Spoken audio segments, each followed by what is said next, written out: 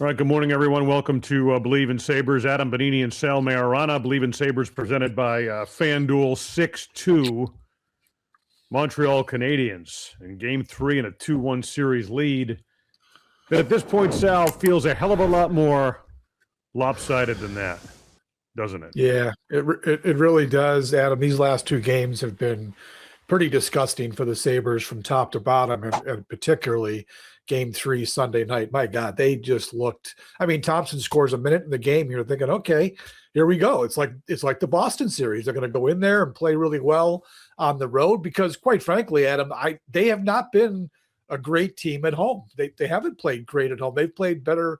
They had until last night, better on the road. But then, holy jeez, yeah. Montreal just utterly ragdolled them for the next 59 minutes, basically, in that game. You know, Adam, I knew Montreal was a good team coming into this thing. I did not think they were as good as they've looked in these last two. The part of me was hoping it was going to be Montreal and not Tampa Bay. Man, that turns out to be a really, really bad choice because I think the Sabres could have handled Tampa Bay. I'm not sure they can handle this team moving forward. Well, and look at what they did in Buffalo in Game 2 and what they did in Montreal in Game 3. I'm not sure what, regardless of what the sheet of ice is or where it is, right, that it's going to make that much of a difference when tactically things turned. I told you, I was surprised by what I saw. I felt like this was a series with the Sabres because, and you've heard the game commentators make reference to the fact that Boston tried to really clog things up. Montreal is a team that prefers to try and skate, and that similar styles would allow Buffalo to get to its best game more efficiently and more effectively. Yeah. Boy, I couldn't have been more wrong about that because obviously Montreal's more than matched that and overcome them with it's the degree of domination. So when you look for like nuances or try and break it down and try and figure how maybe it's not quite as lopsided as it seems. Montreal's faster, more deliberate with the puck, stronger on the puck, finding openings, Sabres out of position, making ridiculous plays, hockey IQ, turning the puck over, bad decision-making in all three zones, quite frankly. If not for Alex Lyon, if it wasn't for Lyon, that could have been a hell of a lot worse last night. Oh, that was double digits last night. If he hadn't played as well as he did, especially in the first period, I mean, they scored one goal. They could have had five easy. They could have had 5 goals easy on Lyon, but he was really, really good and kept them at least in it for the first 20 minutes. But theoretically, you're absolutely right. This should have been a series where two fast skating, offensively skilled teams going head to head. And, Montreal's defense is pretty good, but, Buffalo goes 4 deep pretty well. Their top 2 pairs are really, really good. So that's why I kind of was leaning towards Buffalo.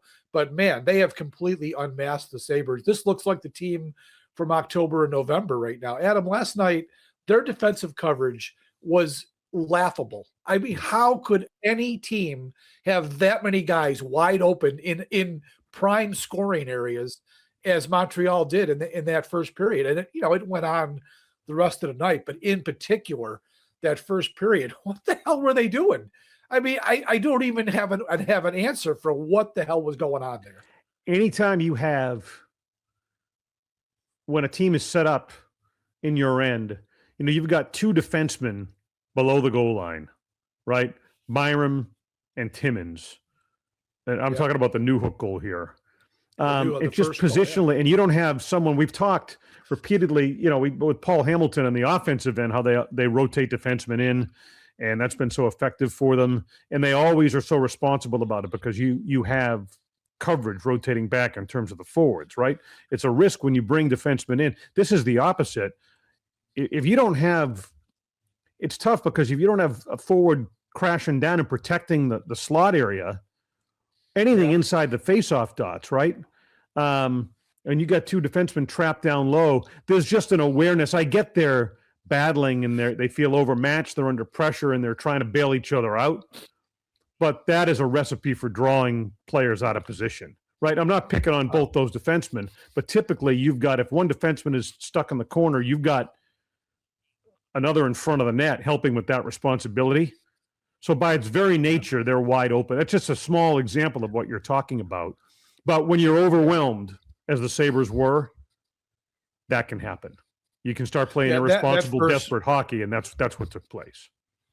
That first goal was a microcosm of the whole game. I mean, it was utterly ridiculous in every aspect. Your Connor Timmins and Bo Byram below the goal line, they lose the battle. Newhook, I mean, there was another Canadian back there, but it was primarily those two against Newhook to get the puck. He wins the battle, slides it out front, and there's Evans wide open. Why is he wide open? Because all three forwards were looking, thinking that Byram was going to win the puck. They're already peeling out, and they were along the boards or out high. All three of them were nowhere near the middle of the ice where Evans just cruised right in.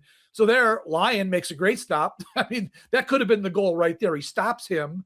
The rebound goes right to Newhook, who had come back out. Timmins is supposed to be with him, wasn't. And Newhook scores. I mean, the whole play. Lindy Ruff, I mean, I'm no hockey genius, Adam, but I'm sure Lindy is breaking that on tape today and saying, what the hell were any of you five guys doing on this play, right? I mean, it was just ridiculous how that goal came about. And then the other one that really got to me a little bit, the Baldick goal. Stanley. Right? Yeah. Oh, Stanley with the neutral. When I said all three zones, I mean this Stanley, it's basically a neutral zone turnover, right? Anytime you turn the puck over there and a team comes back in transition, right, you can be in trouble, especially a team as fast as the Montreal Canadiens. But I thought they were lousy on the back check too, and that's where you get to the alleged top players on this team, and Thompson and Tuck both lose Baldick on that play. They're both trailing him. It was brutal. And it's 3-1 at that point.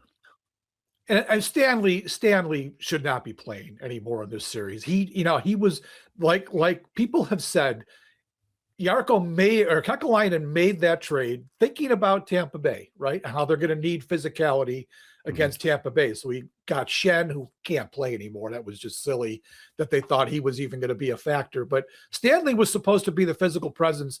He really wasn't against Boston. I mean, this guy has been a disappointment, Adam. He is a big, lumbering guy who is not a physical player. He doesn't show a lot of toughness. He's not willing to battle, when the gloves are supposed to go down. You don't see Stanley in there. You see Zach Benson, who's a half a foot shorter, willing to mix it up. He's brought nothing to this team. And on that play, it starts with the lazy pass at center ice, a backhand nothing to Krebs. There was an immediate turnover. The puck went right back out. He misses it along the boards. So now he's scrambling to get back. He's too slow. I forget who it was who tracked it down. Now they got a 2-on-1. Then he overskates the play, so he can't defend the guy rushing to the slot who takes the pass. And as you said, the other part is Tuck and Thompson are lagging behind. Baldick goes right by him, and it's an easy one-timer. But Logan Stanley, to me, he was the primary problem in all three zones on that play. It was just brutal. And I called for it on Twitter. I said, look, he's got to come out of the lineup. You're getting nothing from him. Put in Metza or Kesselring, one of those guys who can actually skate. But I've seen enough of Logan Stanley. Getting to that second period, right? That's when it really, truly dawned on me the trouble that the Sabres are in. Because I expected so you were late to the party then. You were late to the party there then. Well, I guess it sure felt like it in the first period. It felt like it in the first period, but I expected Lindy to kind of get their heads together in the first intermission and come out with some type of response to counter that. I wanted to see something, right? Okay, had a tough game. It carried over on the road, electric atmosphere or whatever, even with the first goal, which was basically, look, Thompson with a goal and an assist, he's nowhere near his game. It was a lucky bounce. He was still -2. He was on the ice. Right, he's a -2. It's a lucky bounce. They're the beneficiaries of a lucky carom off of the end boards, and he's in perfect position. Credit to him. Okay, so he's not even near the game people expect from him. But I thought that Lindy would do something. You'd see some type of response in terms of their play, the utter domination of the first period. They come out of it, it's 1-1. You think, all right, look, that was tough, but you survived it. You're in position to do something here, settle down, and they didn't. They just got rolled over. The second was the period that truly indicated to me, Sal, how lopsided this matchup has become. Yeah. Yeah. And again, I just didn't see that coming. I thought it was going to be very evenly matched, but that second period, they buzzed them. I mean, they scored 3 times in 6 minutes. And once again, like the first period, there could have been more. There were more high-grade chances that Montreal didn't convert on. So it was brutal. The only time that I thought maybe the Sabres, like you talked about, between the first and second period, that I thought, okay, maybe second period going to third, they could get back in it. You know, Darlene got the power play goal to make it 4-2, and that was nice. And what happened on that, by the way? Thompson wins the faceoff in the zone, in the offensive zone. How about that? Trying that once in a while. Look what happened. They kept the puck. 16 seconds later, it's in the net. Then they pushed. They were actually pushing pretty good at the end of the period. It was too bad the period had to end. And then they started the third period very well. They came out. I thought the Sabres came out and probably played the best they've played since early in game one. They were on them, and then they get the penalty on Hudson. That power play was the best power play they've had. They didn't score on it, but that was the best power play they had the whole series. And it was just too bad because that would have been a 1-goal game if they'd scored. And then I would have liked to have seen what would have happened, because Montreal, like Buffalo, is a pretty young, inexperienced playoff team. So it was just too bad they couldn't get that third goal on that power play. You know, I will say that the power play seemed with that new combination out there, right? Yeah. That they've seemed to have found something with that, right? I mean, that's something that did work. Yep. And he had the right players on there. I mean, I shouldn't say that. I'm down on Quinn right now. I just am. Yeah. In fact, I even said that 2 guys should come out of the lineup are Stanley and Quinn. And of course, Twitter killed me for that one. Stanley, okay, but everyone seems to love Quinn. I don't know, man. He hasn't scored a goal. He's wide open, misses open nets. Makes the extra pass too much. Exactly. You know, so I'm not sure. I mean, at least he's in position. That top power play. He's generating something, right?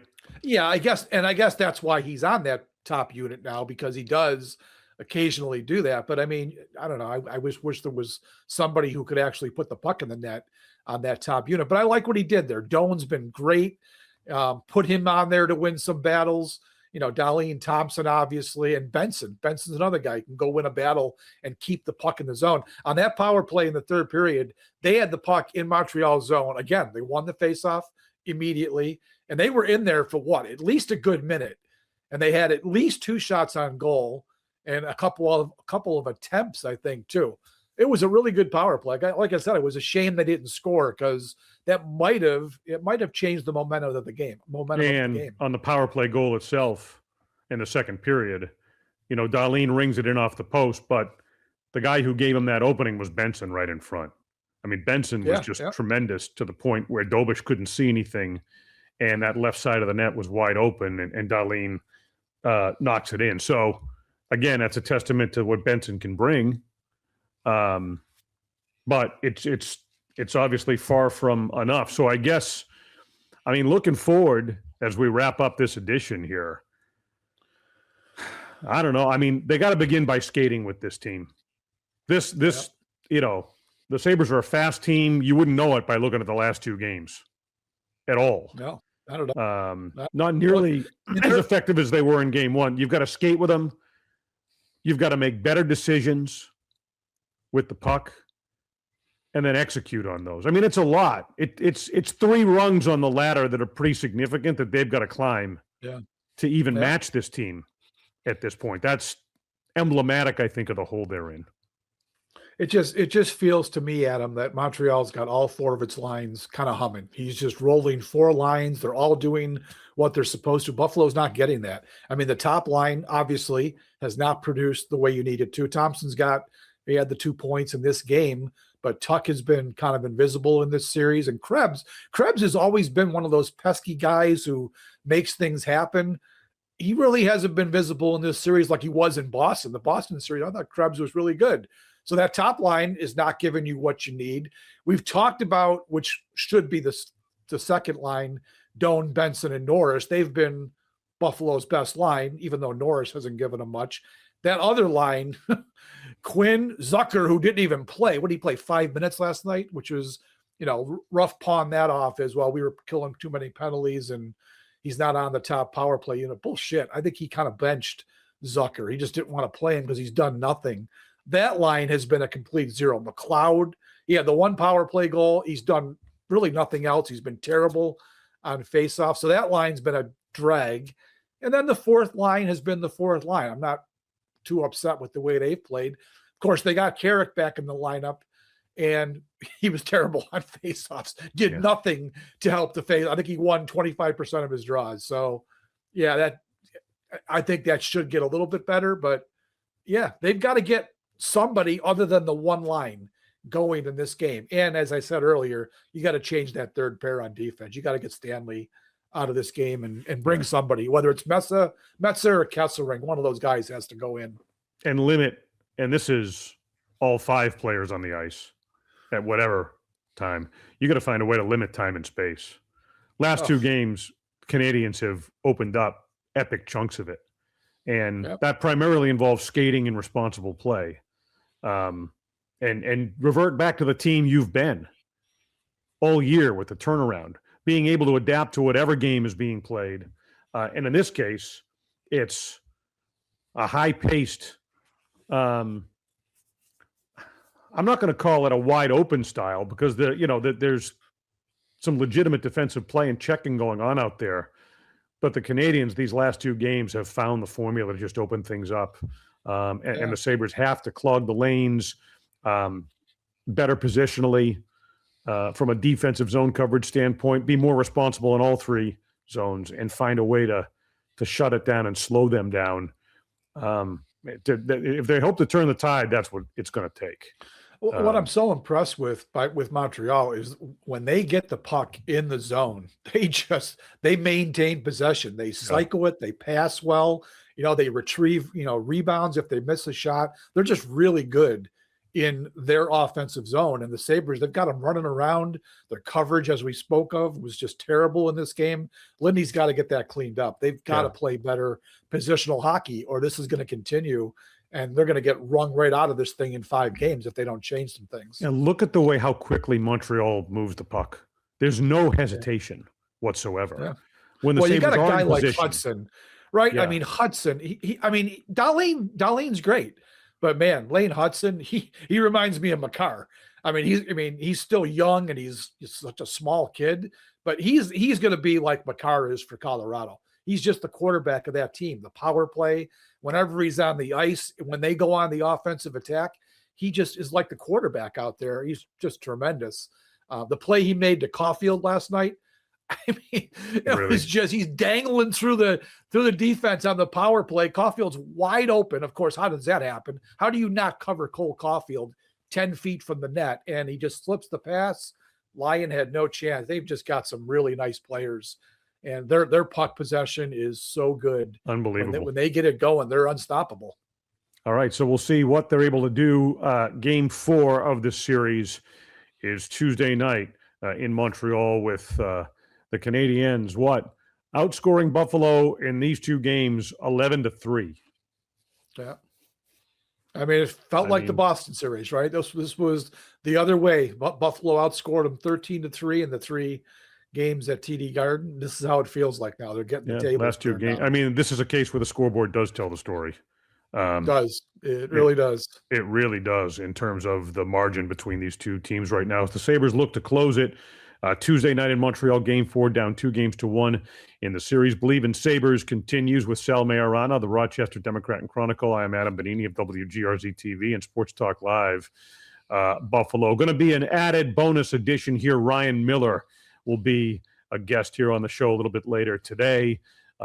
He's one of the most insightful. I don't know how much you got a chance to cover him when he was with the Amerks, and I know that you've spent time over here. He's one of the most cerebral hockey players I've ever interviewed in 3 decades of doing it. And I'm going to miss it. He's going to have more of a kind of an inside take, I think, on a player's perspective.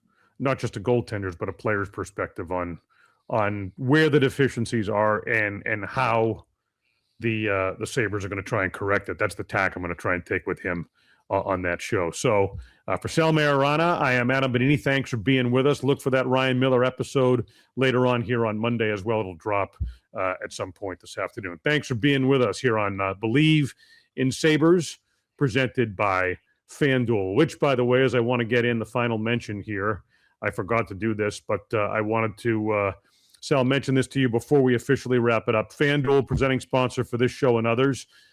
Sabres at one point, I think, were as high as 4th in the Stanley Cup odds. They are now last of the remaining teams. Carolina, number 1, plus 145, followed by Colorado, Montreal at third, Vegas 4th, Minnesota 5th, Anaheim 6th, Buffalo plus 2,200, 7th place. And you perform the last couple of games the way they did, I can understand why they rank right there. Can you?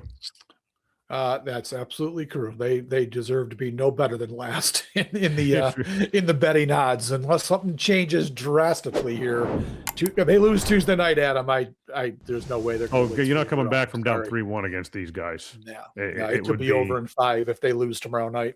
A mountain too difficult to climb in all likelihood. Okay, for Sal, I'm Adam. That's enough. We've taken care of business. Thanks for being with us here on Believe in Sabres, presented by FanDuel.